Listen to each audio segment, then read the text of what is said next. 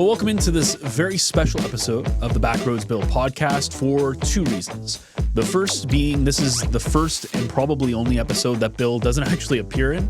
He was on a crazy adventure in the Backroads over the weekend that we were recording this, so he's not actually in this episode. And the special reason is the irony of Bill not being here is this was the very first episode we did that was on site. It was on Lake Nipissing at Scott's Ice Hut. So getting in the ice hut there was really fun. I had a really cool guest, Matt Koprash, who is a big local angler, talks about his experience across northern Ontario with his fishing. Actually just came back from Mexico, did some sail fishing out there. So he talks about we talk a little fishing. He teaches me a little bit about fishing, as I've never actually ice fished before, at least not properly. So we talk a lot about fishing and tourism and stuff in North Bay and Northern Ontario in terms of fishing. And one of the cool things that we actually did, one of the reasons we were in the ice hut for this episode was all of our core shows here on the Echo Network. So To North Bay with Love, Echo Essentials, the Echo Sportscast, and obviously the Backroads Bill Podcast. We recorded an episode on Saturday for each show. So across for the whole week across the Echo Network, all of our shows are going to be basically hosted in this ice hut. It was pretty neat. So check out those other shows as well, as we have some really cool stuff. We brought our international student Upar his first time. He was out on the lake, first time ice fishing. So he got to go out for a rip on the side-by-side. It was a very fun time. So let's get into it. But first, a word from today's sponsor, Source for Sports.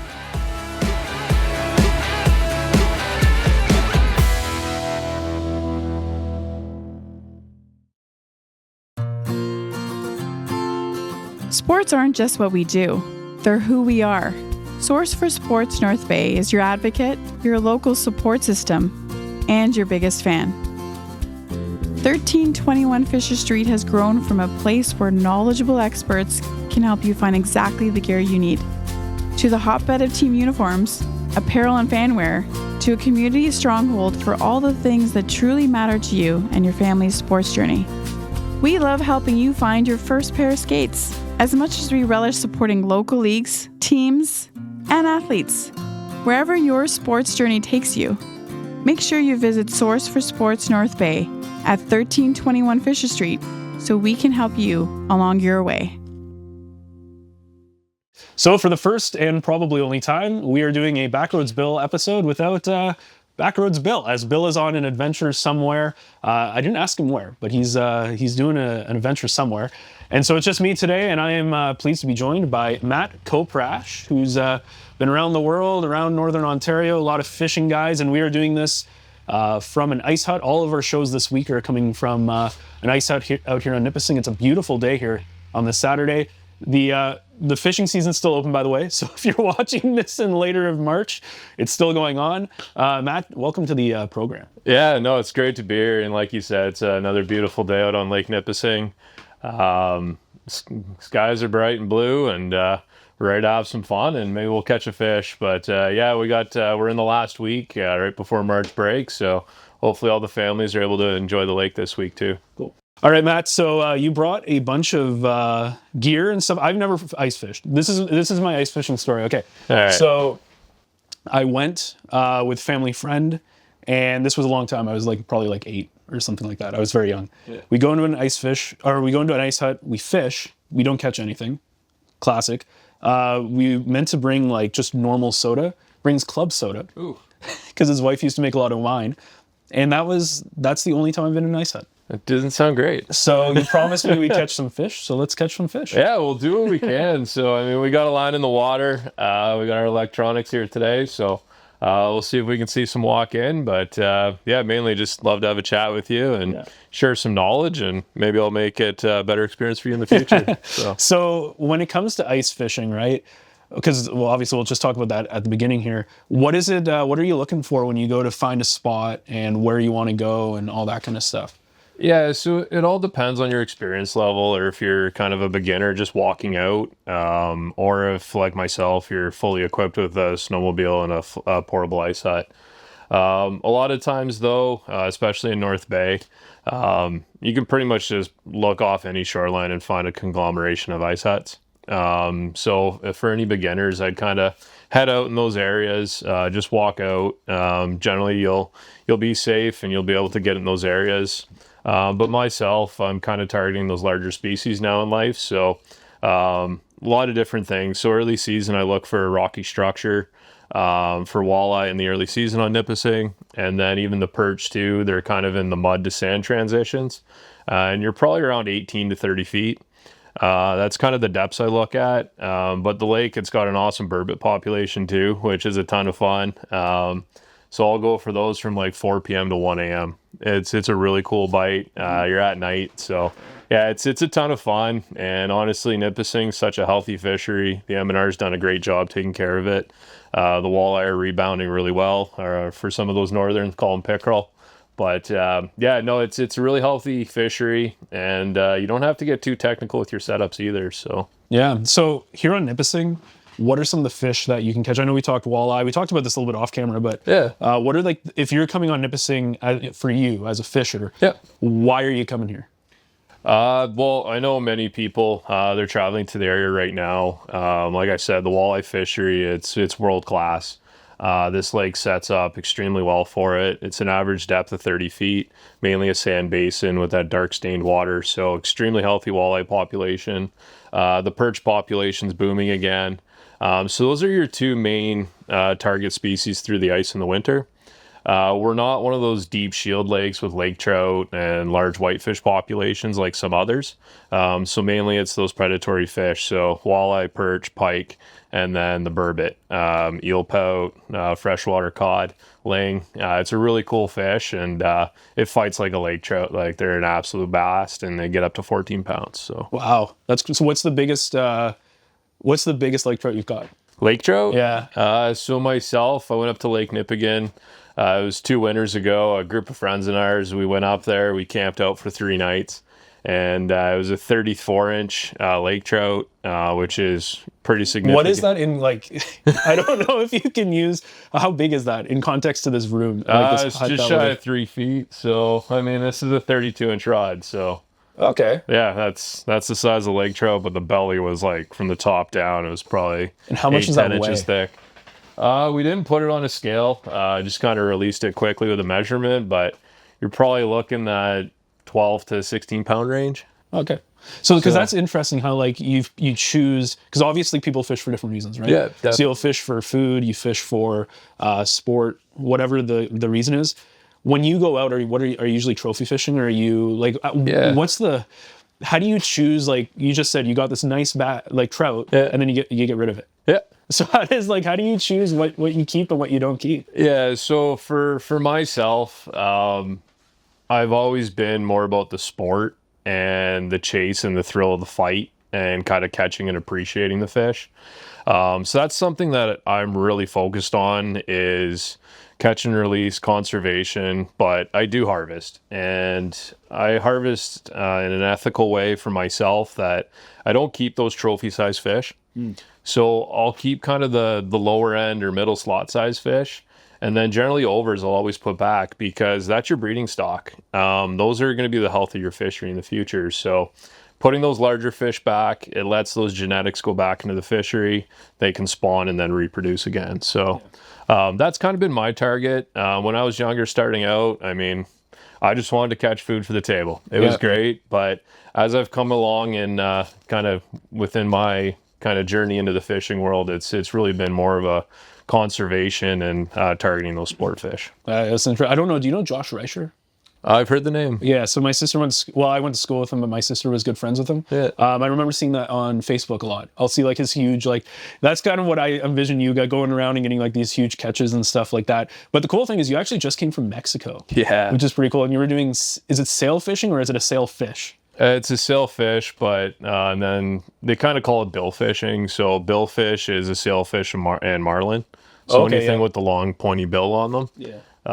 So yeah, my wife and I, we went to Mexico just for some R&R, And we were kind of like, all right, let's leave the resort for a day. So she accommodated me and we went deep sea fishing. Nice. And yeah, it was an experience. So hour charter offshore, couldn't even see land anymore, like deep sea fishing.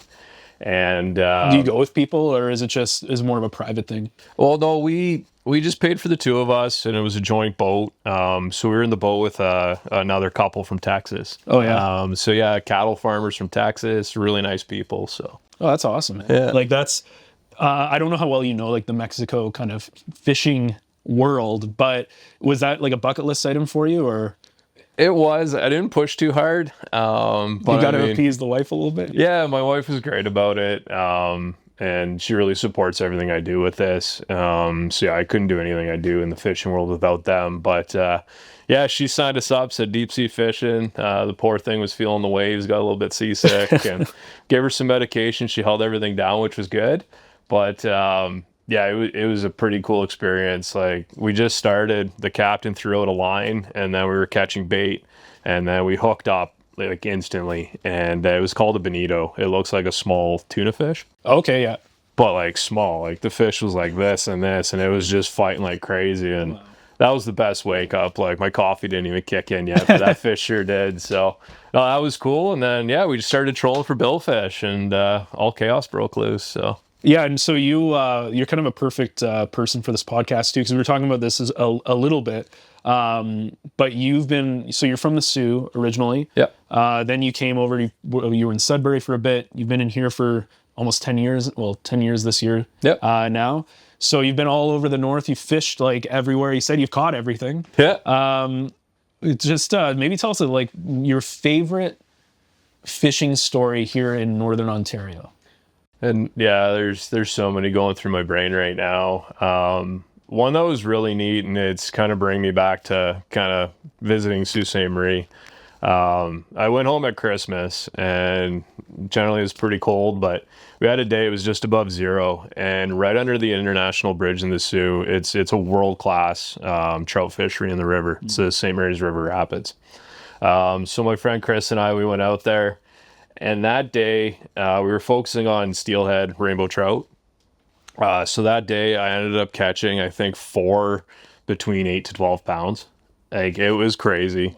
I'm there for Christmas holidays. Like, everybody thinks we're nuts. We're the only guys in there. Guides are freezing up, and we're out casting. Water's like right up to the top of my waders. And yeah, we're hooking into these giant fish and just having a time, and like just those memories. And it was kind of bringing me back to my core roots, because I always fished the rivers as a kid, would always go for trout, kind of travel Sault Ste. Marie to Wawa and fish all the rivers. So it's kind of nostalgic of kind of where I started, and then just an absolutely epic day on the water. So that's awesome. Yeah, because I think that's one of those things when we talk. So you know Jeff McGurr, we had him on. You also do some freelance stuff for Northern Ontario Travel. You also do some stuff for tourism here. And I think, and it was interesting because we were talking about Ontario versus BC, right? I don't know. Have you been out west? I've been out west. I haven't really done much fishing there. My time out west has mainly been on the ski hills. Yeah, so. I think most people are like that. Yeah. But we were just talking about like what's the difference, right? Like, what do you like more? And both of them. Well, I had him and Karina, Alexis, who were both on there. They both said Ontario, and it's interesting because Karina came from like a canoeing and more outdoorsman perspective. Jeff came also from an outdoorsman perspective, but we have the most amount of lakes. I don't know what the official, don't fact check me, but there's something like, I'm pretty sure Ontario has like the most amount of lakes or something like that. And it's crazy because even if you look at the waterways here, right? Like, so we're on Nipissing, and that's connected to so many different things. Oh yeah. So like, even for you, when you came here on your skidoo, right? So if you could skidoo literally from, anywhere on Nipissing down like to the French or wherever, right? So if you were going to do like a day trip or something, and you're going to do like a day trip, fishing trip for ice fishing, what's the ideal trip for you in this area? In this area, I mean, we're kind of sitting on the pond. Nipissing holds so many fish, so many opportunities. You could head out in the morning. You could leave the North Bay waterfront. You could run out, kind of fish the edge of that sand line, get a morning perch bite, kind of have fun with that. And then if you want to spend a full day and cover some water, you could head from there. You could head out to the Manitou Islands midday, or even head to the South Shore. You can go out there and catch your walleye. And then as you trickle into your evening, you can head west on the lake a bit more and target those late night burbot. So you could do a good tour. And I mean, this lake is not small. It's 32 kilometers wide, and then over 60 kilometers in height, 30 kilometers, and then about 62 wide. So it's a massive system, and there's everything you can want in here. So where do you, because I know, like, I was asking you, like, is this even a good spot? Because we're just like wherever we are. What do you think I don't want to give away any industry secrets, but we're all good. If you were going to go anywhere on Nipissing, where are you going to go? Yeah, early season, I'm always starting off on the South Shore. There's just such a healthy walleye population down there. And that's like what people are looking at when they go on Nipissing usually? Yeah, a lot of people are. So generally I'll start my season there. And then kind of as the fish move out a little bit deeper, they get off that structure and go into the basin. That's kind of when I start switching things up. And kind of in our zone, lake trout doesn't open until February 15th. So we have a really short season. Yeah, because I think the season's almost... So we're recording this, was March 8th today? Yep. So, and I think this is the last week, isn't it? March 15th. So next weekend's pretty much the last opportunity. So Nipissing closes. The surrounding lakes are still open. So Lake Nosbonsing, you can still target that with safe ice. Trout Lake, pending ice conditions as well. And then, like I said, the trout, it's open February 15th. So you can head up to Lake Temagami with world-class lake trout. Yeah. Awesome. There's tons of opportunities around the area, but yeah, Nipissing, it shuts down March 15th. I know Temagami is a big hit for a lot of people. Like, I feel like it's kind of like the place to go. Oh, yeah. For a lot of, not just for fishing, but in terms of just any sort of water activities. Yeah. I hear that all the time. It's like Temagami. And I think Temagami is only... What is it? It's only a handful of hours away. Not even. It's an hour to the forest access road. Yeah. So you can get there. That puts you into like the hub of the lake. Or if you go to Temagami proper, which is the northeast arm, that's probably just over an hour. Yeah. Which isn't bad, but it's beautiful. Old growth forests, all the pines. You got Castle Rabbit Lakes just across the highway on the east. But it's gorgeous. Like, you got bluff walls that are over 200 feet high. You got rock slides coming in. I mean, I've seen bears swimming across the water in front of me fishing there. Wow. You name it, you have it up there, and it's so untouched. Like, you're not seeing the cottages, the docks, the developments. It's really remote, pristine water. And there's so many rules around it. Like, I think trout you can't fish on, right? I think there's rules around that because of it's a breeding. I think they do a lot of breeding on there, I think. Yeah, so our local M&R in this area, they really protect the native lake trout populations a little bit more than other areas. But yeah, it's February 15th is kind of our opener, and then it runs through into the fall. But yeah, they're a fall breeding fish, but they're just protecting the fish from over-harvesting. Yeah, that's kind of a lot of the regulations around it. So yeah, it's such a balanced ecosystem, and it's so delicate. It's the same thing with hunting. Oh yeah, I guess. But it's just kind of funny because like you don't think about it. It's like everything, whether it's licensing or it's like what you can catch or how many you can keep, and there's different rules. Obviously, if you're Indigenous, there's it's a little bit more open for what you can do, and so yeah, it's crazy. So one of the things that's kind of interesting is as you go to different places in Ontario, right, you're going to be able to catch different stuff. Definitely. So I'm kind of curious how it changes as you go from like the west, like the Sioux area, and then as you go up and around over towards Quebec, like what maybe the different hotspots for different fish. Yeah. So Sault Ste. Marie, obviously it's right smack in the middle of the Great Lakes. So you've got Lake Superior to the north, and then you've got the North Channel, Lake Huron, kind of right in town and heading easterly. So there's a lot of migratory fish that hit those rivers, like I said, which are fantastic. So you got your trout, so your rainbow trout, your brook trout, and then we do get salmon runs. Okay. Yep. So you get all your Atlantic and Pacific salmon, a lot of pink salmon as well. So the Sioux's a big trout community, and then also with Lake Superior Provincial Park to the north, it's a phenomenal area for speckled trout. So the Sioux's is a really, really good hub for that. And then it's extremely well known for its walleye populations.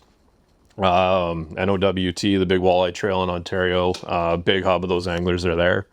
And then heading easterly, you're kind of getting Spanish to Sudbury, Manitoulin. I mean, Manitoulin Island. It's a whole different ball game. Yeah. You got everything there. Big fish of every species. You got giant muskies out in the North Channel. You got all your trout, everything I just said in the Sioux, and then you got big largemouth, big smallmouth bass, all right on the island. And then kind of heading through Sudbury and kind of into the North Bay area. That's where we get kind of the inland waters. Yeah. So, I mean, Nipissing's a huge freshwater fishery. Trophy muskies in the system. We do have big walleye, like 30-inch plus. And then the smallmouth, largemouth population here is fantastic too. So we draw a lot of that community in. And then you kind of see that kind of keep moving through. But our area and up north, like, we have trophy lake trout. Yeah. Trout lake, they're really protecting our trout lake in town. And then up north to Mogmy, like we just talked, like they're world-class trout fisheries. And kind of as you head south from here, the only difference really is you start to see more crappie lakes.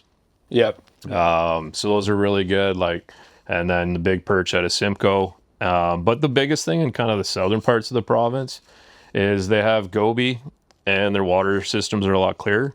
Oh, okay. So gobies are an extremely abundant resource base for fish to feed on, and it really escalates their growth. So you're seeing a lot of population sizes booming, where kind of up here we're still, fingers crossed, protected from a lot of those invasives. And we just got kind of our natural systems happening here. When you go further north, like closer to Lake Huron and like as you get to the northern reaches of Ontario, does anything really change there, or is it, because it's got to be a little bit different? Because I know, like, we talked a little bit off air about like Northwest Territories and Bear Lake and those kind of areas where you see different stuff. Yeah. I was telling a story about how, like, my dad used to go out there and we got like Arctic char and like all these different things.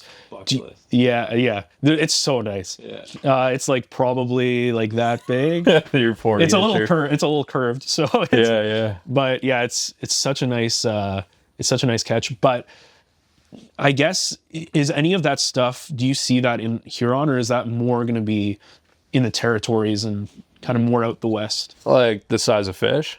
Or even like the Arctic chars and stuff? So yeah, the Arctic char, the name says it, they're kind of the Arctic area related. Mm-hmm. There were a couple lakes that had char stocked. You can check fish online and kind of go look around, but I haven't heard many reportings of catches. But mainly, yeah, the char, they're up north, same with the Arctic grayling. They're those northern fisheries. So you kind of have to hit northern Manitoba, Nunavut, Northwest Territories to catch those.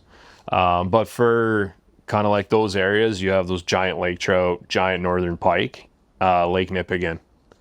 It's kind of your go-to. And I'm heading up there for a week this spring, and I cannot wait. Yeah. That fishery is incredible. Like, you can bass fish for brook trout, and you're catching 24-inch brook trout. So as you get further north and you get less populated, you're probably going to get more trophy fish, right? Yeah, you definitely can. There's less fishing pressure. Like Lake Nipissing, for example, it's such a huge fishery. Bear Lake's a huge fishery. Yep. A lot of these fish haven't seen a lure. They don't have a predator. So they're just allowed to grow. They're the apex fish in the system. Yeah. You don't have somebody harvesting them and pulling them out. So those fisheries, yeah, they're remote, they're protected, the populations are naturally growing and protecting themselves. So, yeah, we contribute to a lot of the differences in a lot of the fisheries. Now, you also do stuff for tourism, North Bay. Yeah. And obviously fishing is so big up here because we have the lakes.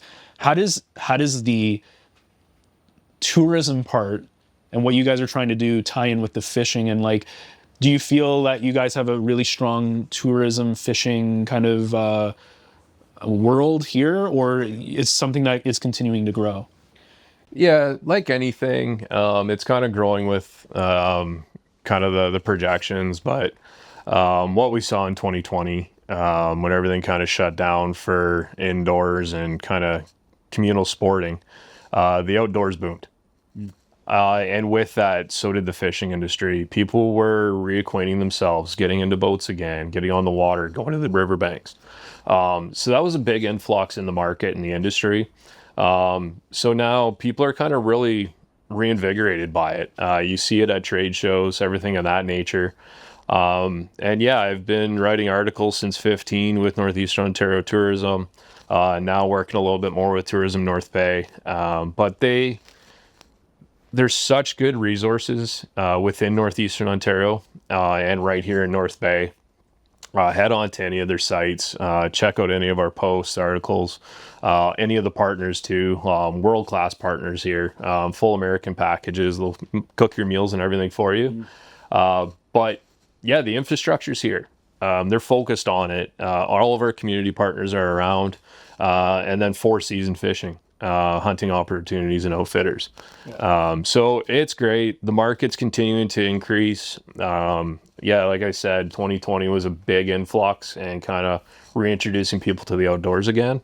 And we're seeing that trend continue. So it's a great market. It's a great way to kind of connect and build memories with your family, get outside, more hands on a tackle box than an Xbox kind of thing. So yeah, it's a great industry, and it's a pleasure working with them. They're a happy group of people, and everybody just wants to bring everybody to our community and show you what we love. It's time to Toyota at North Bay Toyota. Attention truck lovers, have you been Tundra struck? The powerful and dependable Toyota Tundra is the new definition of grit. Ask us about amazing lease deals on a 2025 Tundra Double Cap SR 4-wheel drive and experience ingenious levels of capability, technology, and refinement. Or maybe you're an SUV lover? Take advantage of a limited shipment of 2025 RAV4s and discover the perfect blend of style, comfort, and efficiency in a compact SUV that ignites your desire to explore. Right now, get excellent lease deals on the Toyota RAV4 LE all-wheel drive and more. It's time to Toyota at North Bay Toyota, 640 McEwen, or online at northbaytoyota.com for details. I went to get the minnows, and the guy's like, "How many minnows do you need?" I'm like, "I don't know. How many should I get?" I ended up getting 3 dozen, so it was a lot. Yeah. So are you a live bait minnow guy, or are you a lure kind of guy? Yeah, so with ice fishing specifically, I mean, I'll do both. I have a portable hut, so you can compare it to this too. It's kind of your permanent and then outside lines. So outside, I'm always going to have a still line. And that's just got a split shot, so just a standard weight. And then either a single or a treble hook with a minnow down there just kind of swimming around. So that'll kind of pick up the fish that are just cruising through. They want that natural presentation. And then I'll just kind of tell you that there's fish in the area, and you can kind of spread out, because with ice fishing, you're allowed 2 lines. Yeah, I was going to ask. So you're allowed 2 lines per person? Okay. 2 lines per person, so 1 outside that I can see. Luckily for myself, I've got all the topo maps and kind of lake charts and everything like that. So I can kind of see where I'm at. If I'm fishing structure, I can put the bait out on different areas or up on top. And then in my hut, I use a lot of artificials, but I'll always tip my spoons with a minnow head. Oh, okay, yeah. Just kind of put some meat on there, get the scent. So if a fish is just looking, that scent sometimes makes them commit to it. So yeah, live bait, I'm always running out with at least a dozen minnows. But yeah, if I know I'm going for not a full 3 dozen, day, 3 dozen minnows. Hey, I've grabbed a pound sometimes. Okay. So all kind of depends on what you're targeting, how you want to fish, the size of the group you're fishing with. So, but for myself, yeah, I'll grab a dozen. But I've got a lot of artificials. I got soft plastics. I got different scented baits. So, but yeah, for the standard angler, 1 to 3 dozen, completely fine. Spool line, split shot, hooks, and you can have a great day out. That's here. awesome. I don't know what any of that means. All right. So what's well, I know what the minnows are, but yeah, but like a split shot, it's just a simple weight. Oh yeah. Okay, gotcha. So literally, it's just a piece of lead. You just clip that on your line, and it's a sinker. Oh, gotcha. If you said sinker, I would have known what you're talking about. Yeah, so it's a split shot sinker. So you just put that about 12 inches up, clip it on, and then you have your hook, and you put your minnow on it, and then you just sand it down until your sinker's on bottom, and then your minnow's just going to swim around. So yeah, and ice fishing is weird because when you think about when you're actually what I'm gonna say summer fishing, right? Yeah. There's so many there's different ways that you cast and reel, and it's more about what you do. Yeah. And then at ice fishing, it's like you don't do anything. It's don't more have about to do the prep anything. and the setup and stuff. Yeah. But that's got to be kind of frustrating sometimes because it's nice, but then at the same time, it's out of your control. Yeah, so you can kind of just sit and wait. Myself, though, I'm a tournament angler kind of in the summer too, where I'm always running around and finding active fish. Yeah. I don't like to just sit and wait. So with electronics and everything now, I can see down on bottom. I can see if fish are swimming in. There's forward-facing sonar too now where I can look 100 feet in front of me and pan out and see if there's fish swimming. So yeah, I'm kind of breaking the mold with a lot of the electronic part of the game too. So if I'm not getting bites, I'm moving. Yeah. And that's why I don't have a permanent hut. But that's just kind of how I operate on the ice. I can't just sit and wait. Yeah. I'm out here targeting. I want to catch. I want my line to be tight. And if it's not, I'm trying to do everything I can to make it. What did you used to do before technology? At what point do you go, there's nothing here, I'm leaving? Yeah, so that's kind of where my fishing career's kind of progressed. When I was younger, I would just sit and wait.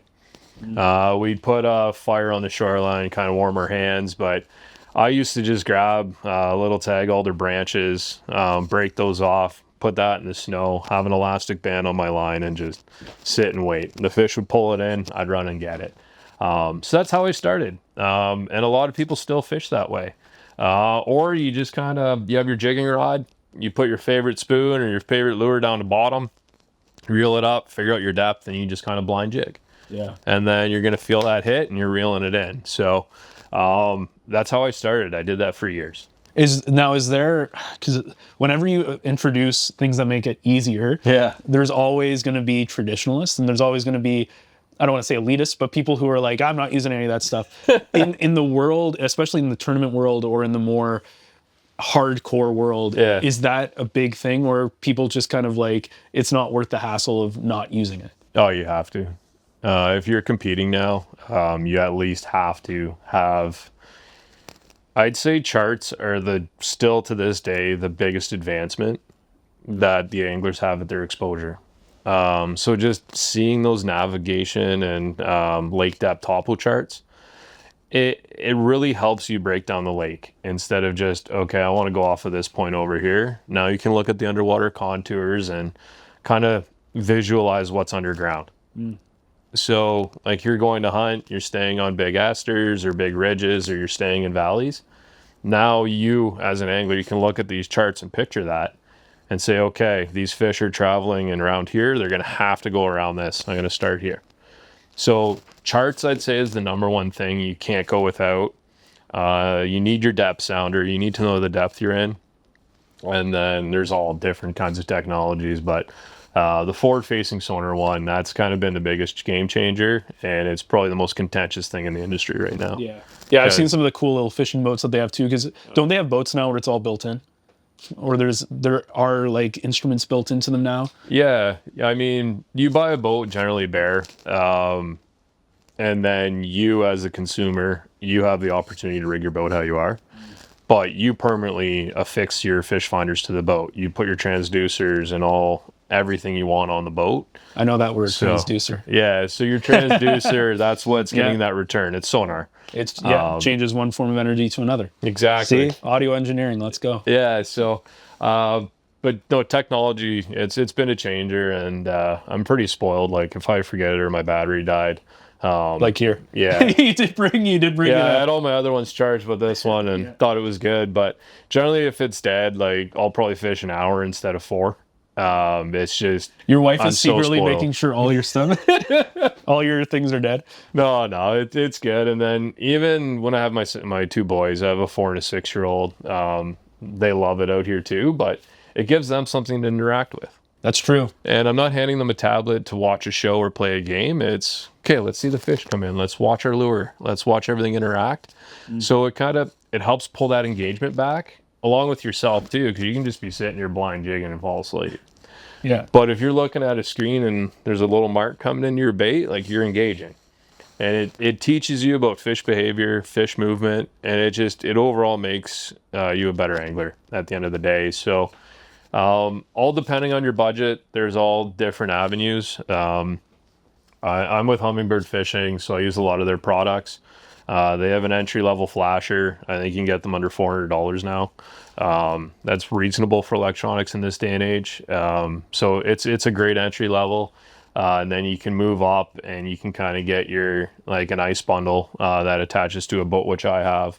That was about $1,000, but that's a 7-inch unit, all full color. So there's something for every consumer out there. So if you're starting, just look for a traditional flasher, and yeah, it'll get you started nicely. Cool. As we wrap up, where is the, because obviously you're in kind of tune with where the industry is going, on the cutting edge of what that is. What does the future look like? Where do you think that, and maybe in the next 10 years, but also maybe in the next 50 years plus, like, where you could see fishing, when you're like older and, and your kids are now in middle-aged and all that stuff? Yeah, I mean, just overall, the industry itself, and kind of one of the biggest leaders is BASS, so the Bass Angler Sportsman Society. They have the Bassmaster Classic, which is the biggest fishing tournament. It's like the Super Bowl. Does it have a halftime show? Yeah. Does it? So it's a 4-day event, Okay. but they don't air it. But they have venues. They have huge exhibitions. There's over 200,000 people that attended each year. I'm shocked that they don't air that, because I feel like you'd almost like broadcast like golf. Well, they broadcast that. They don't do the halftime show or like the publicity stuff. So they everything's on it's there. They just don't Bassmaster.com, show. ESPN in the States, Fox Sports. So everything is televised, but I would love to see competitive sport fishing really boom and kind of get out there on the mainstream channels. Yeah. They're doing everything they can right now. So I'd love to see that exposure continue to grow. So that would be a great avenue that I'd love just to see that grow. The industry, honestly, I thought we were at a point where, okay, technology's where it is. Now we're literally able to watch fish swim and hit our lure. Yeah. With a fish finder. It's crazy. We have underwater cameras that can go down. We can look at it. What's it going to hold? I don't know. Have they used AI yet in any way? Maybe for, like, I'm just thinking maybe in terms of, I don't know, like, what is the word I'm thinking of? Not algorithms, but to be able to predict where things are going to be. And yeah, they haven't rolled that out yet. I guess kind of the craziest technology I've seen, and it's not the most practical, but some guys have sunglasses now that their fish finder screens are overlaid on their sunglasses, so they can see on their glasses and not have to look down at their actual finder. Is that laziness, or is that just the next level? Well, I guess everything with kind of that tournament is efficiency. So the longer you can keep your line in the water, in front of fish, things of that nature, that's kind of the biggest driver in fishing. Yeah. Is efficiency, and then having the best little mousetrap. So your best lure, your best approach. So yeah, I don't know where it's going to take us. Like this forward facing stuff, it's exploded. The boats right now, like the boat industry is booming. Everybody's challenging, they're innovating. There's all different technologies on them. So I could see that happen. We're going to get more efficient engines. We're seeing the battery power engines coming out now. So I could see that. But what I'd love to see is just conservation continue to grow, maintaining these fisheries, keeping a healthy ecosystem, and then letting all the future generations enjoy it too. So that's kind of the biggest thing that I'd like to continue to see, and see that be more of a stance, and then just have fishing become more mainstream. Yeah, and we have a big tournament coming up too. Yeah. This summer, right? I think you said July. It's like the provincial tournament happening out in Nipissing. Yeah, so with Bass, I'm president of the North Bay Bass Masters, so it's a grassroots. President of everything. All right, we're having fun. Everything man. fishing. Yeah.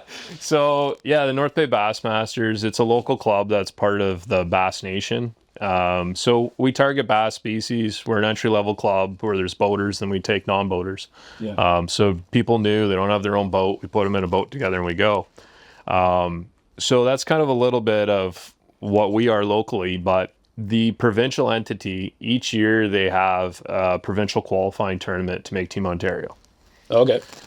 So that team then goes on, fishes nationals in the States, and then the opportunity to go to the Bassmaster Classic. So it's that kind of feeder avenue to it. So we hosted it in 2018, 2022, or I think, and then now, we're excited to host it again this year. It's going to be out of the North Bay waterfront, July 11 to 13. We partnered with the Nipissing Bass Series, which is another local bass tournament series. They're great people. It's the Nosbonsing Anglers and Hunters group. They run that. Fantastic group of people. So we'll be down right at the waterfront, Kiwanis Bandshell. We're going to have up to 200 competitors here. So 100 boats, 200 competitors. It's going to be an awesome time. And then we've also partnered with the Butterfly release for the hospice. Oh, that's awesome. Yeah, so it'll be a really good event. Friday night we have our meeting, and then Saturday and Sunday everybody can come down to the community, check out the weigh-ins, see all the fish.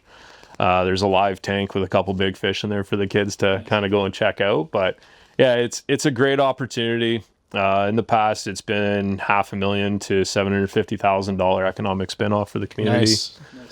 So big community driver, and then just kind of pulls it back to that tourism. Like they're backing us, they're happy. So it's been great, and we're continuing to host that event. Awesome. Well, thanks for jumping on with us. Yeah, no problem. Of course, we didn't catch anything. I don't think. Did you catch anything? I haven't been fishing too hard, so No, I haven't caught anything. Well, yeah, if we focused a bit more, I'm sure we can grab one. I'm already locked up here. So. it is what it is. But so doing it out of the ice hut for the first time, and maybe next time we'll bring Bill along, and maybe as we get closer to the provincial tournament and stuff, we might have you maybe on the sportscast. We'll see. All right, thanks a lot. Hey, no problem, and good luck everybody out there. Tight lines. Well, we didn't catch any fish, but despite that, still had a great time with Matt. Lots of great stories from his many years fishing, and it was actually fantastic. He showed up on his sled. Most people, we had to drive them out, but he said, nope, just take a picture of the hut, and he just showed up. So it was nice and easy. It was an awesome chat. He did bring a fish finder with him, but it ran out of batteries, so that didn't work very well. But other than that, we didn't catch anything, but we honestly had a really, really good time. And I'm actually really looking forward to this fishing tournament that's going on in North Bay in the summer. It'd be cool if the Echo Network did a little bit of coverage on that. So we'll get back to that, but that'd be pretty neat. So if you enjoyed this episode, you can find more episodes of the Backroads Bill Podcast wherever you get your podcasts. Of course, the video version is on the North Bay Echo YouTube channel. You can stay up to date with Echo, by the way, on social media under the moniker North Bay Echo. So whether it's Instagram or Facebook, LinkedIn, TikTok, etc., you can also follow us there. And everything is available, all of our podcasts and podcasts from other people in the community on our website, northbayecho.ca. New episodes of this podcast drop every Wednesday morning. And again, don't forget to check out all of the other core shows on our network, also on the website there, which of course, as I mentioned before, were recorded from the ice hut. So it was a lot of fun. So that wraps up another episode of the Backroads Bill Podcast. Join us again next week for another Backroads adventure.